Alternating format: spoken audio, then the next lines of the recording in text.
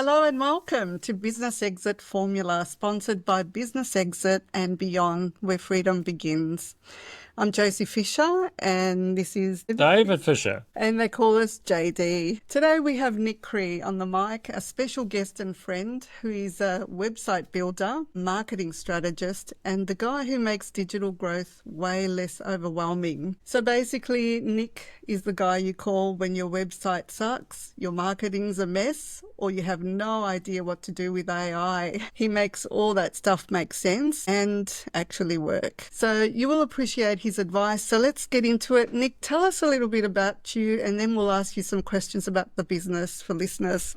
I am what you would label as an intensely tech curious person. I'm the sort of person that if I was a kid, every mother would hate to have me as their kid, because I'm the sort that would go and press buttons and stick things into sort of PowerPoints and slots just to see how things work. So that's what I do in the online space. So I have this innate sense of curiosity that really kicked off, I'm going to say, back in 1979. So that's going to age me a bit. Wow. So that was actually it was probably a wee bit earlier than that, but that was really my first real experience about what this tech world, online world really is all about. And I can hear some cogs ticking there thinking, what, 1979? We weren't online then, but we were. So, but I've really taken things from there. I created a business in 1998 when I was made redundant, and I set up that was from an insurance company, and I set up a mortgage broking business back then, and I didn't know anything about that, but that was what sparked my interest in a lot of the digital world, online marketing strategies, well, both online and offline, and that really sort of accumulated in a whole journey through to right now,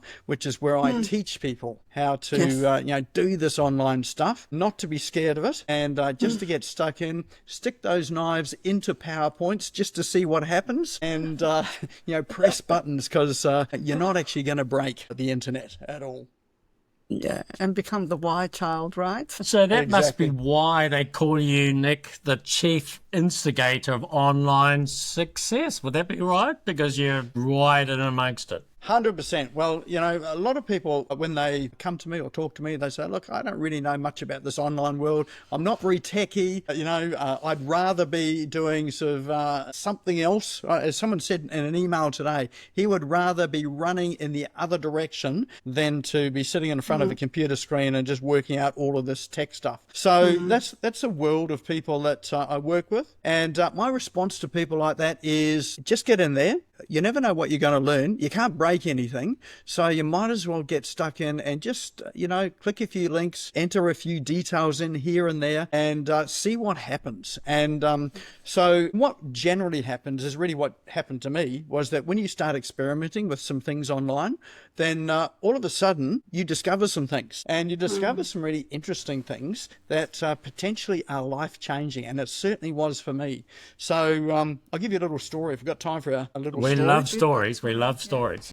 So back in 98, as I said, I set up my mortgage broking company. Now, I'd come out of a company that had made me redundant. So that was a insurance company. In fact, they made everybody redundant in the Southern Hemisphere because they moved north. And so they shut the whole operation down across the entire world in the Southern Hemisphere. And so it wasn't just me, it was a whole lot of other people. But, I collected what was back then a massive redundancy check of $20,000, which managed to buy me a car. A lot of money then. And not even set up an office. And I remember I'm thinking, well, what am I going to do? So I'd applied for a couple of jobs and I got the jobs, and I thought, you know what? I really don't want to do this at all. And so a friend of mine just happened to say, well, we've got a product here.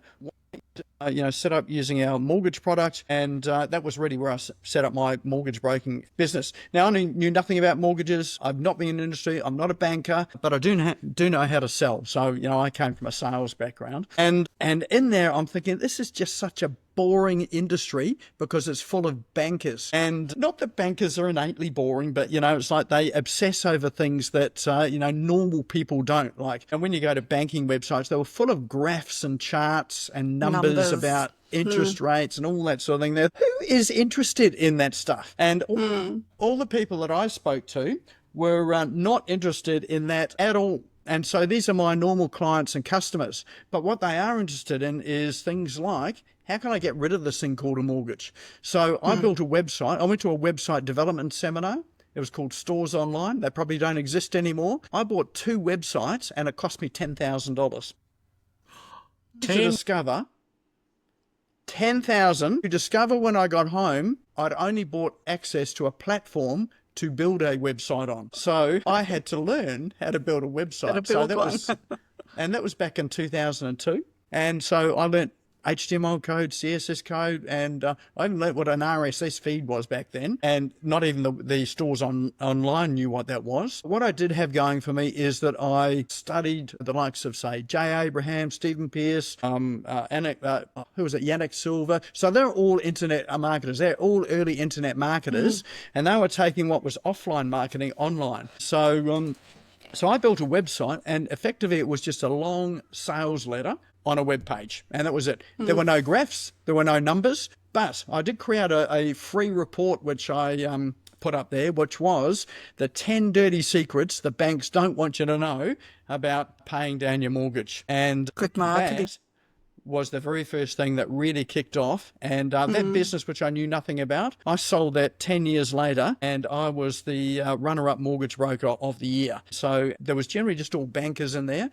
But over time, then, it was filled up with other people in the industry who came in to the opportunity. But I was one of the, really early adopters in that. But I would spend my nights up till, say, 2, 3, 4 in the morning downloading free reports from these internet marketers. And some of them were paid. I was buying them with PayPal back then. And they were like a ream of paper long. So it wasn't just a 2 or 3 page report. These are 500 pages of solid marketing material. And I would just implement that in my business. I didn't know whether it was going to work or not, but it was being curious enough about it just to see what would happen. And I think if there's anything that I do talk to people about is try stuff, because you never know where it might end up, because you don't know what you don't know, and you're only going to discover it when you try some things, you make some mistakes, some stuff works, other stuff doesn't, and you end up down different paths. So that there is how you become the chief instigator of success. Well done. So Curiosity. in that instigator of success, that you've just explained your first sort of digital success by randomly putting out like all the mistakes and all those, disrupt the market, isn't it? What you said. It was disruptive. So it was doing things differently to what was the norm back then. And so websites were reasonably newish, and most of them were information. Yeah. But what I put together was marketing. So it was like, how do you attract people to your business rather than spewing out information to people in the marketplace?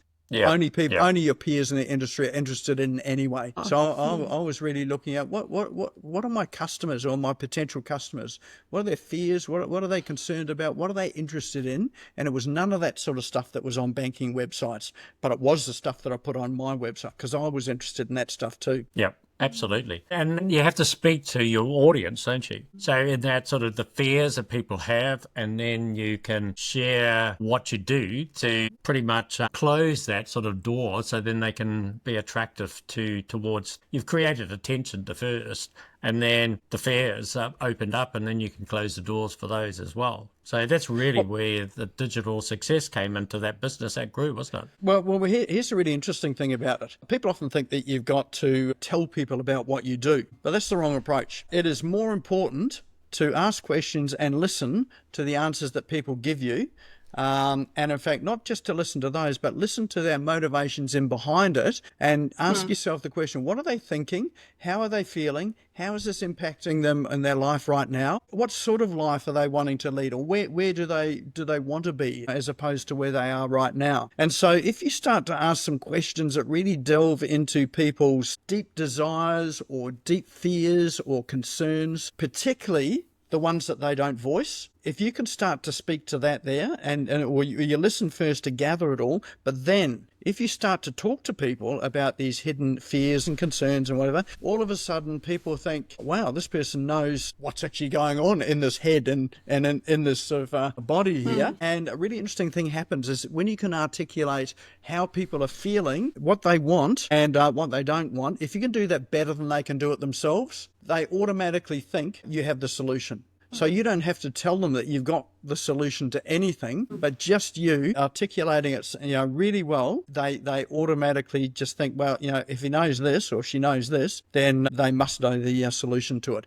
And often sales happen by listening and articulating back what you've heard, rather than telling people what you do. Right, okay.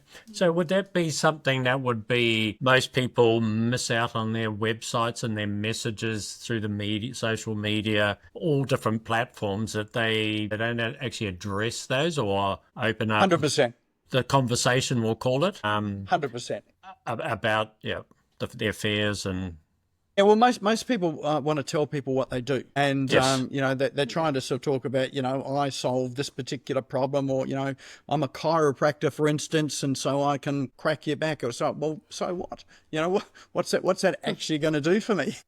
Yeah. And What's so- the result? Yeah. Yeah, and so you will pick up some clients and customers that way there, because people that have got an acute problem that need to be fixed right now and are searching for, say, a chiropractor, you will pick up some of those because they've got an urgent need right now. But everyone else, it just goes over their heads. Yeah. But for everybody else, it's like, it really is about, who is this person? Why would I even listen to them? What's interesting about them? And they're not really going to engage, with you if you're just talking about what you do. And it's a bit like that. You probably heard the story about, if you're on an aeroplane and, sitting beside someone, a stranger on the aeroplane, and kick up a conversation by asking a question. And if you spend, the whole time asking a question and, drawing more out of them, more often than not, you'll get the response back from them. You are such an interesting person. That was, I learned so much about you from the person that was doing all the speaking. So, right. So if you're listening, then think that you're interesting. If you're talking, then people think you're boring. Same with your website and your social media. It's like, how can you engage people, draw them in, and sort of get them to feel something, or make them feel like you understand them. Yeah, and it's the same in the world of coaching and a whole lot of things. Like some say that if you want to be a good coach, the difference between a good coach and an average coach is who asks the best questions. So it's the same principle, isn't it? Where you're asking the question. So really, on your website, if you have to stand on a stage or in social media, wherever it may be, if we think like that all the time, then we're really just asking questions, aren't we? And if you think about it, when someone asks you a question, what happens in your mind? They're interested. Yep, they're interested, yes. Well, they're starting to answer it. Yeah. So if you ask a question, people have got these cogs that start turning, and they naturally want to finish what you've asked. So they're starting to think about what you've asked them. So, and often the best content for your website, for social media, for anything that you're doing, doesn't come out of your mouth and out of your head. It comes out of your clients' and customers' heads and minds. And if you put that content there into your marketing pieces, all of a sudden, because it's their words, they think that you understand them. But all you're doing is repeating words back to them. Yeah, And I remember in my years at university, one of my tricks at university was not to study. And that worked really well for me. And in fact, I had a few classes that I went to, and I went to those classes with my secretary at the time. And she said that she was not very intelligent. She didn't think she could do this university thing. And, you had to be really smart to do it. I said, come along with me and let's just go together and let's see what happens. And so, but the agreement that we had, she was a touch typist. I had a laptop. She was a touch typist. Now, this is in the early 90s, or sort of like around 94, 95. So she was a touch typist. She took my laptop in and she touch typed every word that the lecturer spoke. And so we had verbatim, word for word, everything that was spoken in the lectures. So, and we only picked courses. This is my strategy. I only picked a course that was internally assessed. No exams, only internal assessment, which meant essays and those sort of things there. So, so what we did was, her job was to touch type the notes. My job was to meet with the lecturer before the essays were due, and really to look in their office on what are the books on their bookshelves behind their office, because we met, to meet them, you meet them in the office. So I used to jot down all the titles there. Those books books became my references that were at the back of the essay. And then the essay was really a cut and paste job from the notes that had been touch typed. And we just compiled together the notes that they'd actually spoken and the words that they'd spoken, and used the books off their bookshelf as the reference material and found places where we could reference it. That took me from E's and F's when I was at university, which I did get. I always thought E was for excellent and F for fantastic, but I was told that that was not the case. But that took me to A's and B pluses, and to Beth's amazement, she was my secretary, she was getting B's and A's as well too. So what it taught her and what it taught me is it doesn't matter what you think, it matters what you are giving people back to them that they think themselves. And that's the essence of marketing. Well, I've got another question. When in the beginning, you sold your business and you said that I didn't know much about mortgage broking, but I sold it for one of the, it was one of the biggest businesses in Australia or in the South Pacific and the likes. So how, if you can, because obviously this is the business secret formula, and you sold out of that business, I think a lot of our listeners would be really interested in that formula that you created to sell that mortgage broking business. Could you share some of that? Well, a formula. I would have to say I don't have a lot of formulas. Or I do have a lot of formulas now. But that was working from, the premise that I worked from is that people don't want what I was selling. So people didn't want a mortgage. Now, who wants to borrow money and have to pay it back? No one. But what they did want is what that money and what that loan did for them, which is creating a home, money for retirement, because, mine was an investment strategy as well, and it was early on in the investment strategies. And so around all that, I ran education seminars as well. So the entry point for people, we'll call it our top of funnel, inviting people along to a seminar. They spent 6 weeks with us, coming along every Tuesday night or every Wednesday night for 6 weeks. We had guest speakers in there talking about various aspects of property who happened to be my strategic partners, like lawyer, accountant, property manager, those people there that we used to refer business to. And so we became a really valuable asset for them as well too. So what I did was to create an experience for people to get to know us, to learn some things, to get curious. And the most common thing that people said to us at the end of that 6 weeks, where after the last speaker had spoken and we had glasses of red wine and wine, cheese and crackers there, the most common question they said to us was, what's next? So we didn't have to sell them anything. They said, well, we'll just organise a time for you to come in. When's best for you to come in? Let's go through and see where you are now. So when you get people asking you what's next, or what do I do, or how do I buy, that is much better than going the other way around. Now, when I sold it, I was pretty done, I have to say. Like, I was burnt out and exhausted and a social alcoholic, a work alcoholic. So a lot of the business and deals that I did got done over, I'd like to say, a glass of red wine. But that was not that at all. It was more like a bottle of red wine, and was a bottle of red wine each. So that would be like 3-4 nights a week for me. And so for me, it was like, yes, I enjoyed it, but it was taking a toll on my lifestyle, making heaps of money in the business, enjoying the process. But then something happened, the GFC happened, and I thought, you know what? Now's a good time to get out. One, because the finance companies were starting to go into receivership. So, this is our source of where we get our product from. And two, I need another lifestyle. So, I was missing out on kids growing up because I wasn't always there in the evening and not having dinner with kids. I was away at 6 o'clock in the morning, and health-wise, I was intoxicated for probably more of the time than I really should have been. I'd turn up to work the next day at 6 o'clock and I was still under the influence.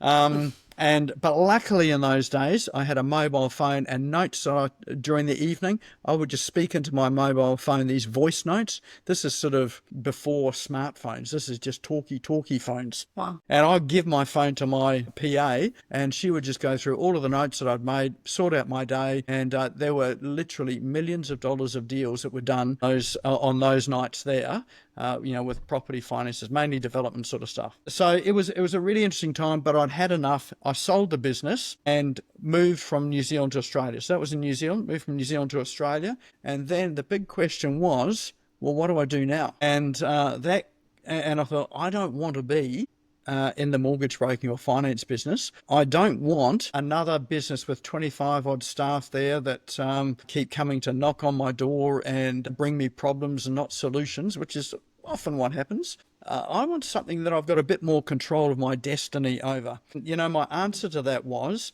I wanted to be able to sit in a cafe, I wanted to have a laptop, and I wanted to make money off a laptop and sitting in a cafe with no staff, no rent, no overheads, just something that was a more of a lifestyle.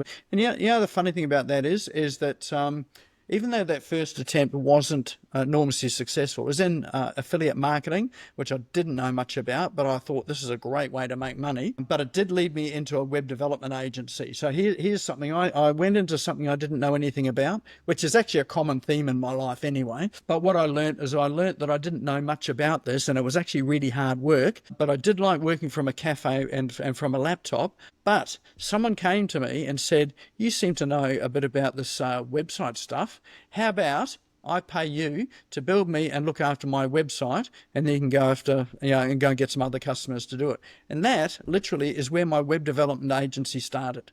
And I didn't, it was a side hustle to my side hustle, which was affiliate marketing, but I had to build websites in order to have an affiliate marketing business. So that came out of that. And I spent 15 years with a web development agency from just that conversation and from exploring something that resulted in building a business that I had not expected. And to this day, I still work from a laptop.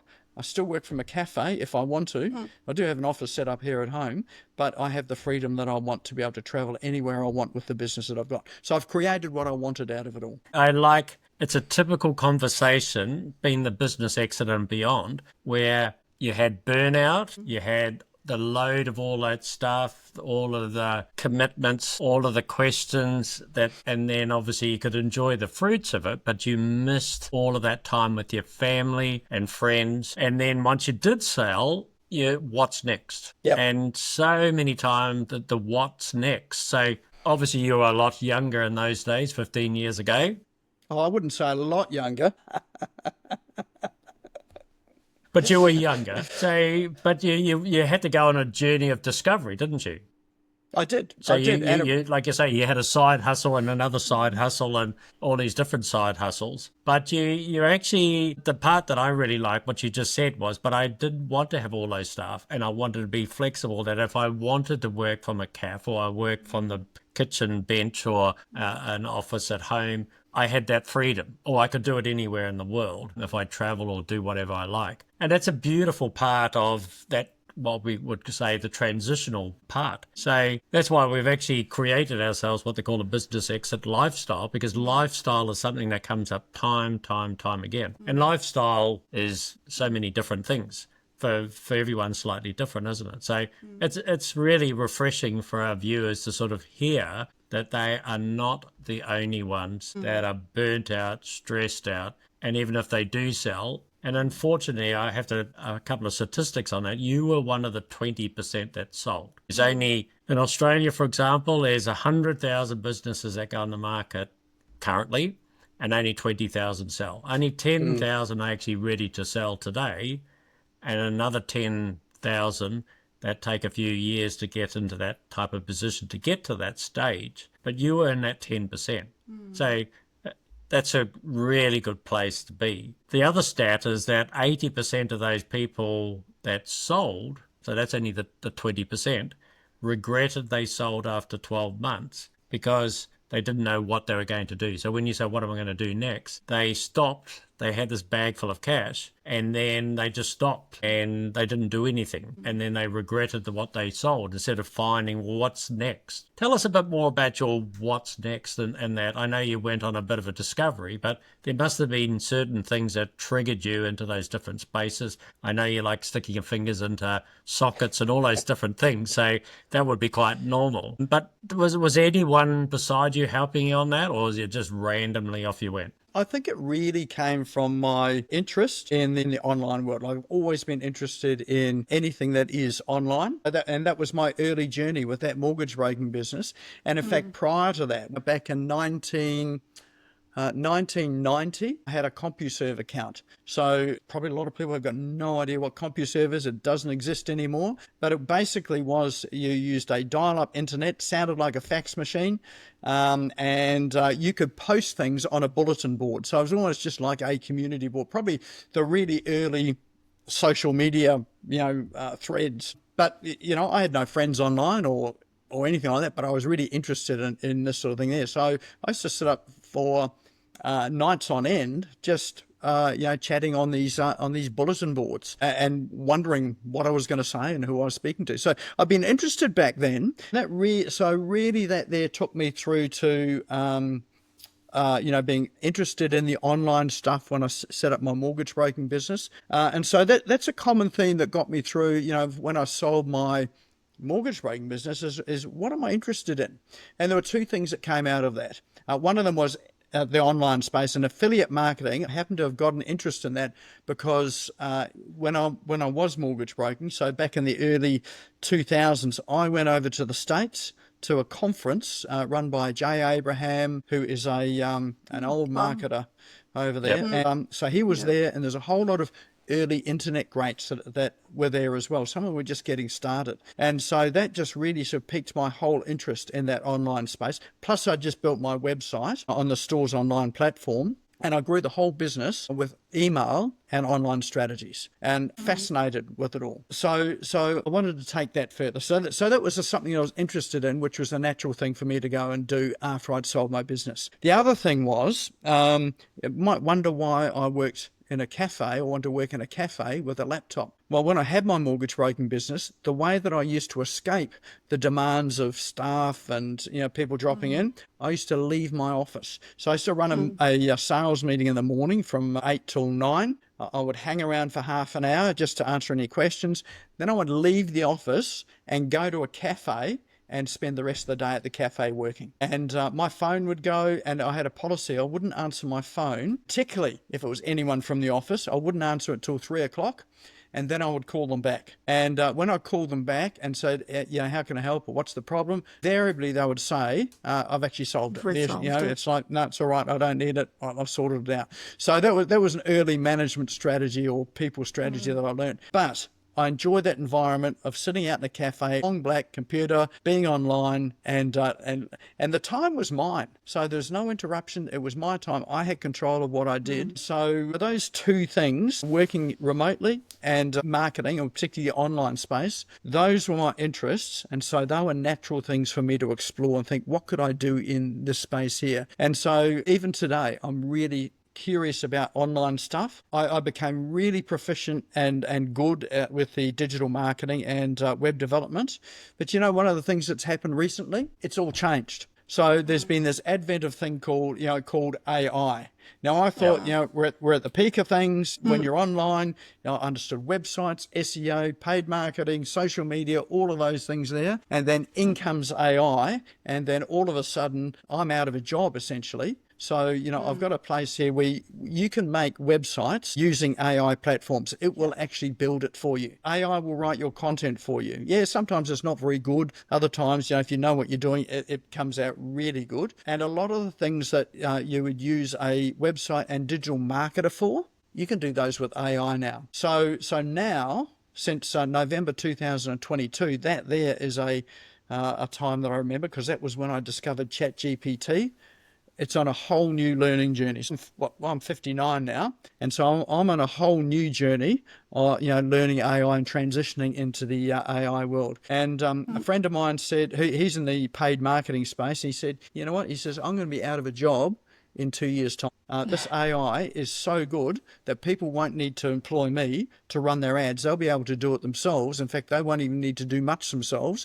They just need to go onto the platform, set up an account, and then press the button and let it run. He said that's what's going to happen. And that's already started happening now. So in this world here, I think for me, it's thinking what's next. I was just starting to settle down a bit and sort of think about, okay, we'll just coast through to retirement or whatever that happens to look like. But I could never do that anyway, because I'm too interested in things. But now I've got a new toy to play with, which is this AI, and looking, where is this taking us in life now? What are the opportunities there? What are the businesses that are going to go? How can I be part of, that new revolution that is emerging? And we've only just started. I know, it's just a wonderful space, isn't it? Like, you can automate, organize systems. It's so obviously you simplify things with AI and automations for everyday business owners, right? So what's one wow moment when someone saw a real fast result from a simple automation? I'd have to say a wow moment is more. It was around content, and she was given some direction around how to let the AI tool. So it was ChatGPT essentially, but with an overlay of another platform on it. Her instructions were, I just want you to talk for 10 minutes on the particular topic that you want content around. So she just spoke into a microphone for 10 minutes. Then what came out was the content. So these are content pieces for things like her social media, for her lead magnet, for her web page. And then she just burst into tears. And the reason why she burst into tears was she said, oh my God, this sounds just like me. It's exactly like me. And amazing. It's even better than I could write it myself. This has got my thoughts in here that I couldn't actually articulate properly. This is better than I could write myself, but it's me. And so that's where we're getting to with some of these tools. That is a wow moment. And it's not about the fact that she was able to produce all the content with the tool, because that's easier to do, but it's that the content that came out expressed exactly who she was and how she felt. Incredible. Yeah, that's really incredible. So what tools or automations are you seeing right now that are perhaps underused and could be a game changer for entrepreneurs? Underused and a game changer. Well, I think that there are so many tools that people think are irrelevant now. People tell me that SEO is dead now, but SEO is really only just starting to get going, because now we have the AI tools that you need to produce content for. So isn't that a bit weird? The AI tools help you produce content, but no, you've got to produce content for the AI tools. Now, I know that we were talking just before this session, and you'd done some research on me, apparently. And one of the things you said is, do you call yourself the chief instigator of success? And I said, where did you get that from? And the reason for that was that that's only a recent title that I've given myself earlier in the year when I'm just really thinking about what is it that I really do. And there were two words that encapsulate what I do with people. One is to reveal a world of possibility. So possibility is one of my words. The other one is confidence. So, helping people gain the confidence in those possibilities to really just go and try stuff and be curious. So the chief instigator of success came out of that, and that was me interrogating ChatGPT, saying, let's just play with some titles and things like that. And it was quite a long sort of conversation I had with ChatGPT, but that one just came out. So I'd used it probably twice in public forums, and they were on 2 podcasts. Yet when you did research about me in ChatGPT, it says that he calls himself the chief instigator of success. So doing SEO for AI tools is more important now, because some people are using the AI tools to do their searches now. They're not using Google search. They're not using Bing search. They are using the likes of ChatGPT to search, and they're using it on their phones, and they're speaking their searches as well. So they're not typing them, they're actually voicing their searches. Now, the thing that's interesting about that is that the way people speak and the way they write are two different things. Their phrasing's different, the words are different, and so your SEO now, or your search engine optimization, is about thinking about what are people speaking, not what are they writing with their questions, and then answering questions based on what they're speaking.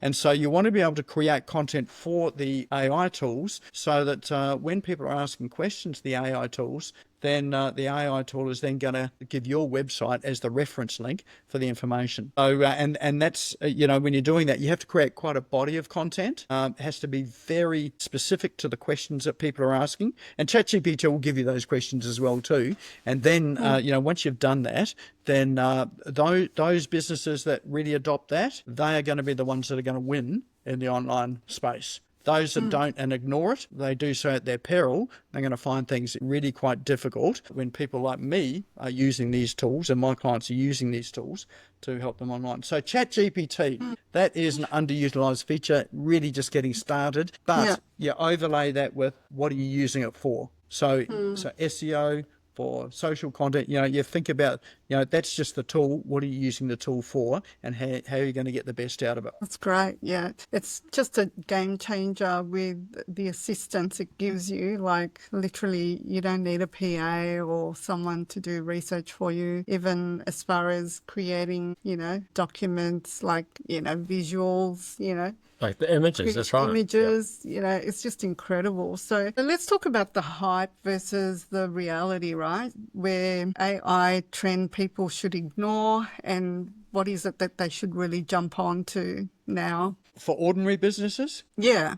Yeah, I think one of the traps with AI tools is confusion. There is so much that you can do with it. Like, even if you're just in one platform and you don't have a clear objective or outcome that you want to achieve, you'll just get sucked down this rabbit hole of creating stuff and asking questions and getting responses back. And it doesn't take long to go off on a tangent and to get lost. The tool will take you on a tangent. It'll take you where it thinks you want to go, even if that's not where you want to go. So one of the things is don't worry about all the tools out there. A lot of them are the same, and some of them are just bolt-ons to the likes of ChatGPT or Gemini or the AI language models are out there. But you really should define clearly what's your objective. What do you want to achieve with this? And the second thing is don't lose your voice. So sometimes what comes out of the platforms, you look at it and you think, wow, that's incredible. That content is just so good. I could not have written it myself. One tip, just save it and then come back to it tomorrow or the next day and read it again. And what you'll find is when you read it again, it's like, oh, no, this is not quite me. It's not quite right. So that then begs the question of what should you be using the tools for? And it is you use it as a tool, not as the answer. So just as the gold miners are out there during the gold rush, their objective was to get the gold, but they needed a shovel to go and get the gold. So that's the tool. So our AI platforms are really just the tool. They're the shovel for you to get the gold. And so the gold is, your content, your understanding of, what's happening in the world, creating your business, your avatar, your social media content. It needs you though. Because you can be taking that spade and digging in the wrong place where there is no gold, and you'll still end up with no gold. So you need to be taking the tool and directing it towards what it is that is in your mind, what you want to achieve, what your objectives are. And when you do that, you'll find the gold.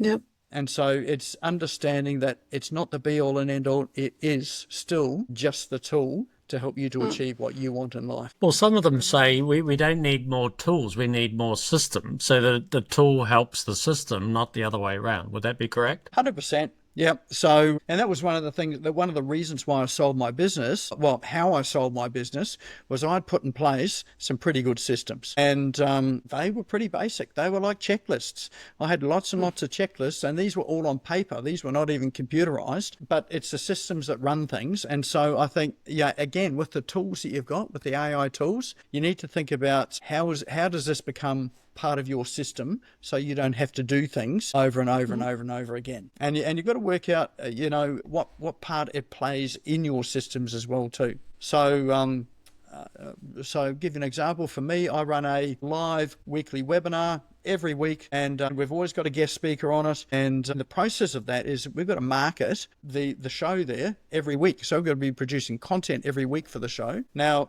we use the tools to create images, to create social media posts, to create snippets, to create the descriptions, to get the bio. So that's in as a system. We've got a system now that these tools are in as part of that system to ensure that we get people to come along to the webinar and they know what it's about. So it's not just a random collection of stuff that we're doing. So it's having a systemized process using the AI tools in that system. So when you sold that business without the system, and obviously it wasn't so dependent on you because you used to trottle off down to the cafe to hide away from everyone after your 9 o'clock meeting, you wouldn't have had a business to sell, would you? Not really. I mean, in that game there, we had recurring income. So they were the trail commissions that came in from the mortgages and a database, but the real value in the business was our process. So the reason why we grew, or how we grew that business with the clients that we had and getting repeat customers back again, was because we had a system and process in behind it to re-engaging and to keep bringing those people back, even through to stuff like running classified ads back then.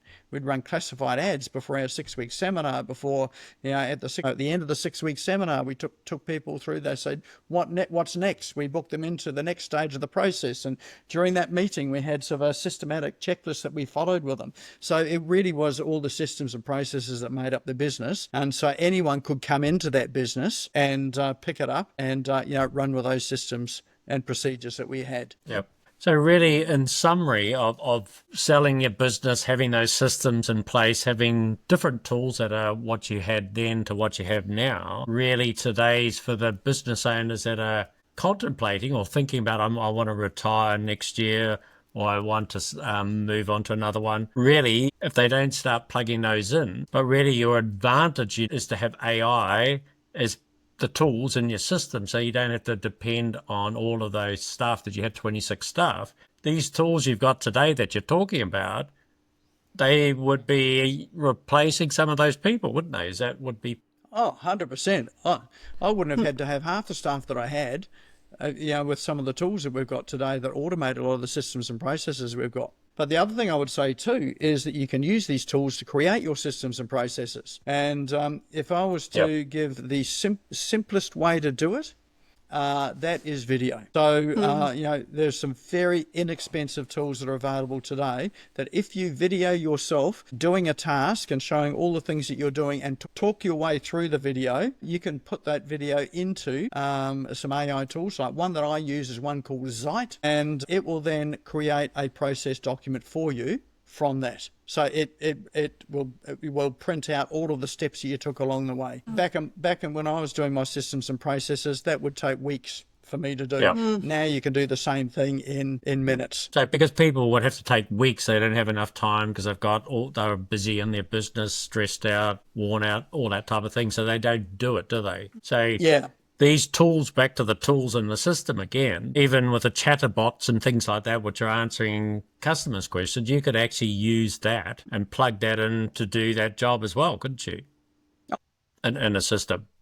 Yeah, 100%. Like in the day when I was selling insurance, working for Prudential selling insurance, and even when we had all of our leads from home shows, we used to exhibit at home shows. So we get about 5,000 leads from every home show that we did on paper slips that they'd written out that we had to somehow get into our database system. We had telemarketers in the insurance business. Today, you can have AI tools that do all the cold calling. So you don't need people to do the cold calling. You don't have to worry about them having a good day or a bad day or being sick or sort of being demotivated or hyped up. You don't have to pay them bonuses. These AI tools are just going to make calls for you. And you know what? They are so good today that it's difficult to distinguish whether this is a real voice or whether it's an AI voice. Now, if you really listen in, you can probably sort of get that as an AI voice. But for most people, you think about them in their days, they're busy in the day and they've got other things happening as well too. They think they're just talking to a person. And these telemarketers, so I had to book my diary out, and I was trying to get my brokers to book their diaries out with at least 10 appointments a week, 2 a day. Achievable, 10 a week. Now, if they did 15, that was great, but it was relying on them making phone calls or the telemarketers making phone calls. But today, you can do all of that with AI tools. It can make literally tens of thousands of calls at the same time, and you could book your diary out in about 10 minutes as opposed to taking days and days and days to do it. So in reality, if you do nothing, AI is going to basically rob your business. if you do something and utilize the systems with the tools, then you are going to be one of the ones that are the 20%ers, aren't you? You're going to be the ones that, and probably you could just about say that 60-80% of businesses could go out of business, so let alone, because we're in the business of preparing businesses for sale. It's a real turning point in all people where they might have had a business for the last 30 years and they think, I'm fine, just like what you were saying, let's just coast down. You might wake up one morning and you don't have a business. Would that be a possibility? I think you'd be coasting to oblivion if you just ignored it all. Your business is going to disappear. And I think, so the danger is ignoring it. You might be comfortable and might like what you're doing or just want to coast through for the next couple of years, but the chances are you won't have a business. And I'd be asked, me in business, I ask myself, with these AI tools, what do I need to be afraid of about them? Is the first question, and that is, what is replaceable in terms of the functions of my business that my clients and customers are getting from me? What is replaceable there that they could do it themselves rather than me selling it to them? So I'd be looking at that aspect of it. And if you think that these AI tools, it couldn't do it as good as you can, think again, because they can do it well enough for the customers not to care whether it's you or whether they're getting it off an AI tool. The second question is then, how can I embrace what's happening with these AI tools and platforms to help me grow my business? So let me give you an example of that there. Let's say websites, for instance. You don't need a web developer anymore to build your website. Anyone with no coding knowledge can get a website done by speaking it into a AI platform. So as a web developer, that is a real threat, because there's your business gone overnight, because they don't need you anymore. So the other question is how can I use this tool now to grow my business? Well, here's a really good thing you can do, is that you can think about what are the things you offer as a web developer that the AI tools struggle with.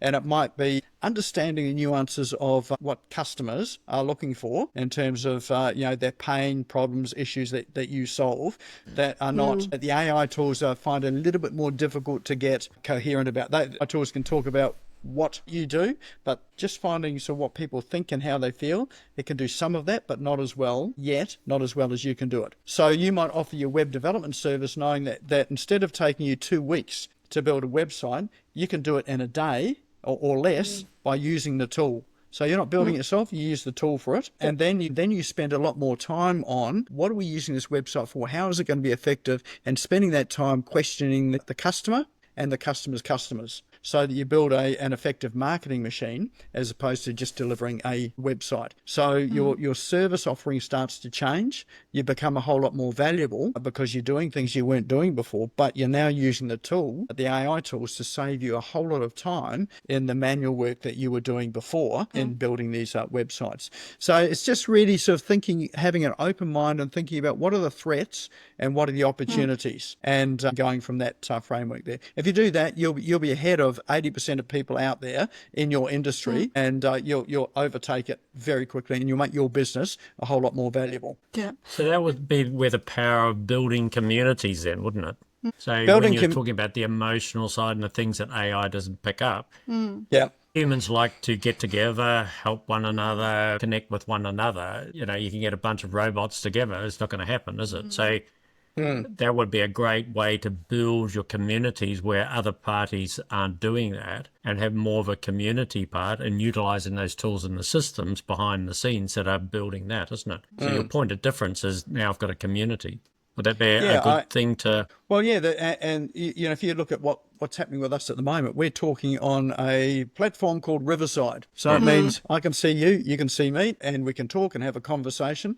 How different is this to just turning up to a cafe and having a conversation? The effect is the same, but the feeling's different. So when you meet someone in person, the feeling's different. But when you're meeting online, yes, you get you get similar sort of connection, but it's not the same, is it? And the real thing that is missing with the AI tools, like we could all sit at home, work from home, and sit in our little corner office like I am at the moment, and not have to connect with anyone in person at all. And we can be really effective. The only problem with that is that the human psyche is one where we need human connection. We need touch. We need genuine emotional ties and and interaction. And without that, then we end up with a whole lot of mental illness. So, and to see that in stark reality, what's the worst punishment you can have in prison? Solitary confinement. Solitary, yeah. And so that's where people go mad, and they really struggle with that there. Even if it's a violent community that they're out in the rest of the general population in the prison.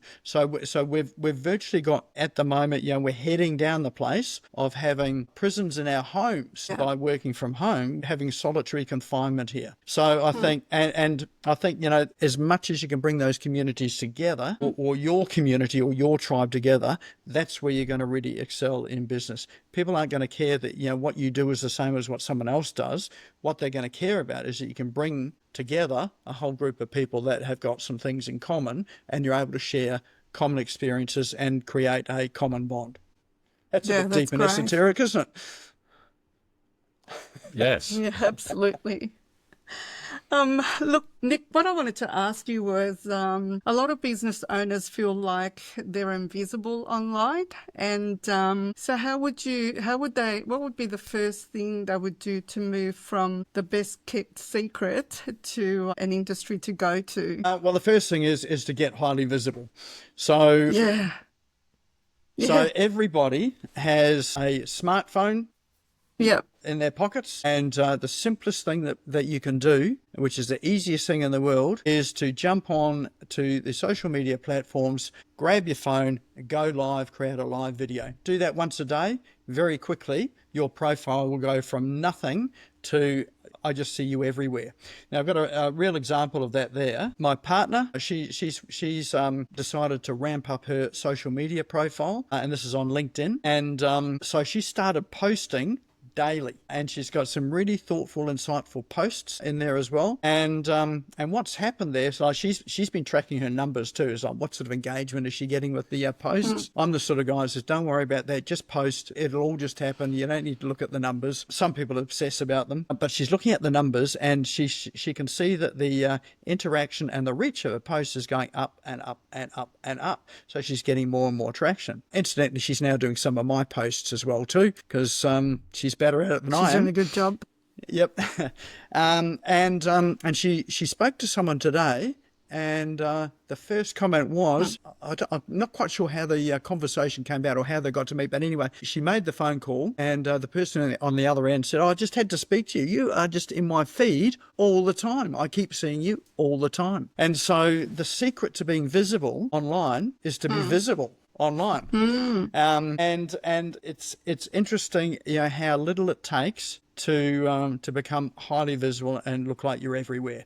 10 minutes a day posting on a platform is enough there for you to look like you're visible everywhere. I've got a whole lot of other little tricks to help with that as well too, but that is the simplest thing anyone can do. Well, that's a big gold nugget. How simple that is. Grab your phone, just think about now and throw the how out the window, and off you go. That'd be the way to think. Very much. Because don't worry about whether you've got, don't worry about your makeup, how you're dressed, what the lights are. You just face towards the sun or your window or whatever, so you got light on your face. But just shoot and talk. Shoot and talk. Authentic sort of. And the more you shoot and talk, the easier it's going to become. When you first start, you'll stumble over your words, and it's like, and you're self-conscious and all that sort of thing. But after a while, that goes away. Particularly, you start thinking about what the people on the other end, what their issues and problems are that you can now speak to.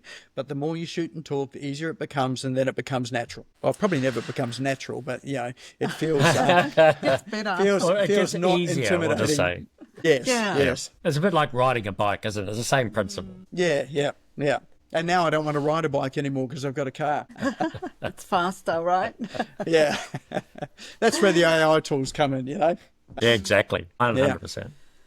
No, that's and wonderful. if you wonder what you can talk about online too, like a really easy thing to do, here's another sort of tip to help you with that, is ChatGPT. You can download that to your phone, and you can pick it up before you go live and say, I want some topics to talk about. Here's what I do. Talk about the industry you do, what you believe, what your philosophies are. This is what I do. Give me 3 things I can talk about today when I do a live video. Wow. It'll give you 3 things, and then just talk to them. You don't need it to write it all out. You just need 3 points. Talk to the 3 points, because I'm sure you can talk to 3 points that you know something about. Yep. Yep. Super That's simple. magic. Absolute magic. Oh, it's fantastic. That's great. Is there anything gold nuggets you want to share with us? Anything else? Oh, well, it seems to be a theme of gold, with a shovel to go Yeah. out and dig it. But one thing I would say is, if you ever find yourself saying the words, I'm not very techy, or I just don't like this online stuff or the tech stuff, change your words and say, I am tech curious. Yeah. Tech And when you say I'm curious, I tech like curious, that. you are now giving yourself some permission. Let's just go and explore some things. Stick some Wonderful. knives into power sockets, just sort of see what Yeah. happens. No, don't do that. Ask more wise. Ask more wise. No, that's wonderful. Fantastic. Anything else? Well, this has been a fantastic Yeah. interview with Nick. Very We could good. go on for hours, but obviously we have to get to a point where now we We'd like to hold him hostage. hold him hostage for a while. But yeah, thank you very much, Nick, for your time and all of those. We're talking about gold. Well, we'll stick with the gold nuggets. But what a journey!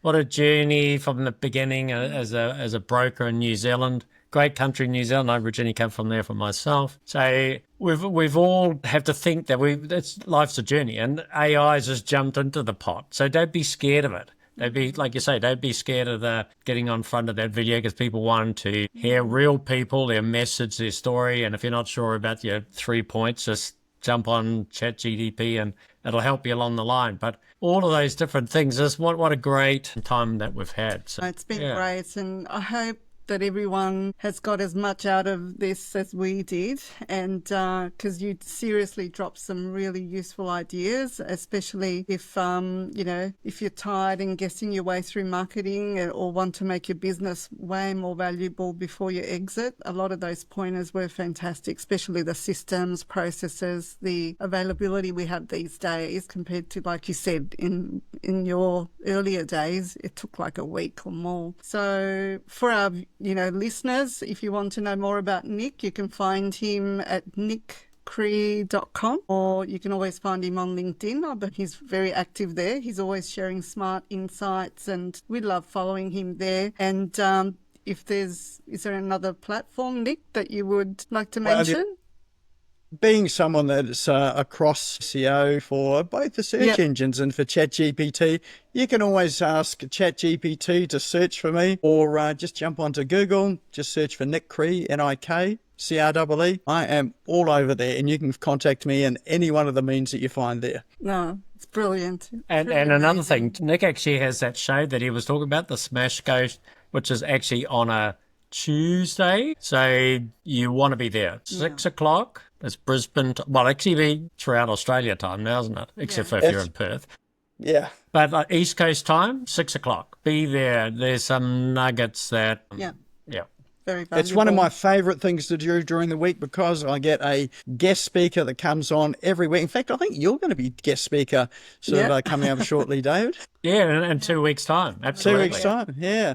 But we've got these great guest speakers. And for me, this is my personal seminar room where I get to learn stuff. I just happen to invite anyone else along that wants to come and participate and be part of my community. So it's free, and everyone's welcome. It's wonderful, really is. Also, if you're thinking about exiting your business or just want more freedom, you can subscribe to Business Exit Secret Formula, and we've got some more content there, like today, coming your way. So we'll see you next time. And this is Business Exit and Beyond, where freedom begins, with Josie Fisher and David Fisher. JD. Thanks a lot, Nick. Really appreciate you. Thank you as well. Glad to be here.